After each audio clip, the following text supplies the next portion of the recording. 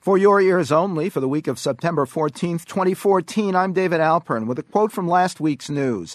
A troubling divergence. That was high-profile Harvard professor Michael Porter in a new survey of business leaders that found little chance an improving corporate economy would lead to better pay or conditions for American workers. Now this view of high hopes and historic politics from our August 31st, 2008 show. I realize that I am not the likeliest candidate for this office. I don't fit the typical pedigree, and I haven't spent my career in the halls of Washington.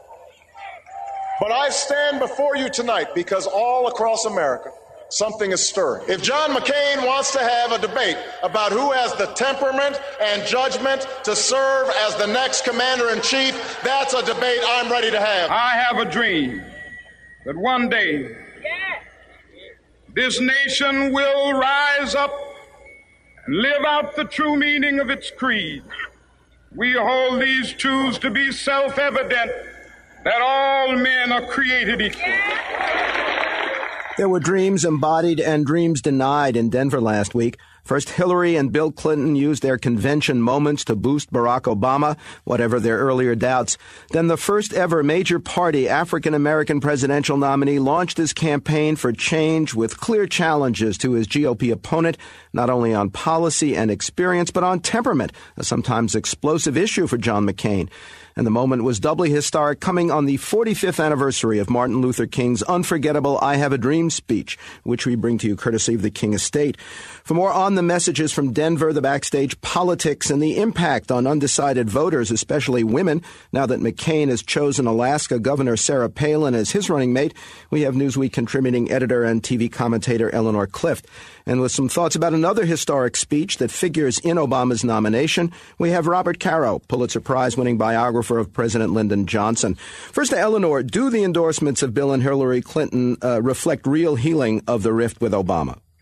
I think the Clintons did everything they could to say that this election is not about Hillary, that it's about the issues that she represented, and that Barack Obama is closer to her on those issues than John McCain. It seems to me there will be probably some diehards left, but that the kind of voter who is drawn to Hillary Clinton, I think, is probably going to make the transition to Barack Obama.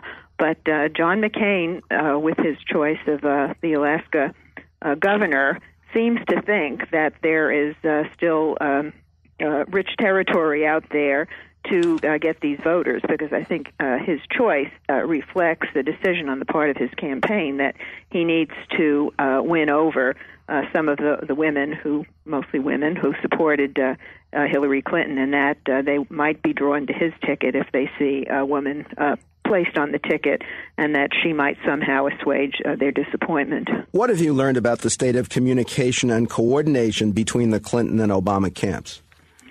Well, the Obama camp let the Clintons handle the convention speeches on their own, and they exercised quite strict control over everybody else. And so I think that indicated a level of trust, although there was certainly nervousness about it. But the Clintons delivered for them. So I think that probably gives them a foundation of trust from which to go forward in this campaign. Do you see the Democrats going further to exploit McCain's legendary short temper, and how?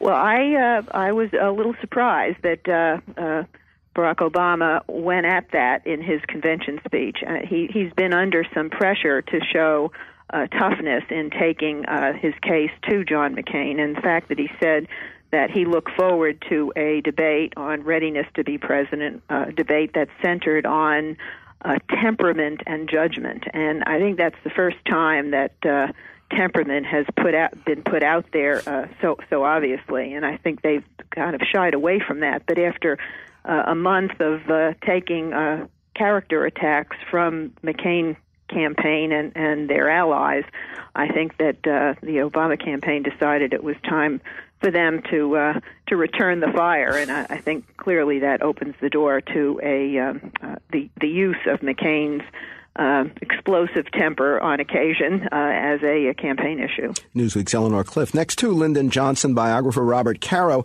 While coverage of Obama's speech had to include replays of Dr. King's I Have a Dream speech, you also were remembering another speech by LBJ that played a key role in the Obama story. When and what was it? Well, it was Lyndon Johnson's 1965 speech when he announced to a joint session of Congress that he was going to introduce and push for a Voting Rights Act which would allow Negroes in the South to vote. In those days, as he said, at that time, blacks, of course, everyone referred to them as Negroes then, only about 1 out of 11 black voters in the South got to vote, so they were not a political force. And he picked up a refrain of the civil rights movement for that 1965 speech. Yes, it was quite one of the most dramatic moments in 20th century political history. They were marching down in Selma, men and women and children being beaten by the police, getting up and marching again and singing the great civil rights hymn, "We Shall Overcome." Everyone said that Lyndon Johnson could never get a Voting Rights Act through Congress because of the Southern strength. He stood up before Congress and he said, it's not just Negroes. These are his words. It's not just Negroes, but really it is all of us who must overcome the crippling legacy of bigotry and injustice. Then he paused and he said, and we shall overcome. At that moment, the President of the United States had, in effect, joined the voices of all those who were singing that hymn down in Selma and across the South and saying he, as president, would fight for them. Hillary Clinton drew considerable criticism, especially from African Americans, by arguing that it took a president like Johnson, as well as Dr. King, to realize the civil rights revolution. But you learned that Dr. King himself was quite overwhelmed by Johnson adopting the "We Shall Overcome" refrain. Talk about that. David, when Martin Luther King was listening to the speech, he was in the living room of a local family in Selma. And when Lyndon Johnson said, "We shall overcome," Martin Luther King started to cry. His aides had never seen Dr. King cry before during all the years of struggle. It was as if he realized that now he had a president of the United States on his side. And you needed both of them. You needed the heroism and struggle of the black men and women across the South and across America for civil rights to create this rising tide of national feeling. But you also needed someone with the legislative genius and really the savage will to get things done of a Lyndon Johnson to push that act through against the Southern power in Congress. And that's what we finally had, this partnership. Robert Caro has won Pulitzer Prizes for his biographies of Lyndon Johnson and New York master builder Robert Moses. We also spoke with Newsweek's Eleanor Clift from our August 31st, 2008 broadcast. Now this quote from last week's news. When the going gets tough, they abandon Latinos and their issues as fast as you can say piñata. That was America's Voice Executive Director Frank Sherry on congressional Democrats and President Obama for delaying executive action on immigration reform until after the November midterm elections to avoid undermining the party's chances. A new NBC Wall Street Journal poll showed more Americans favoring Republicans over Democrats on the issue, 35 to 27%. The poll also showed 48% opposition to Obamacare versus 34% support. Next, OBL obliteration, the changing face of terrorism, for your ears only.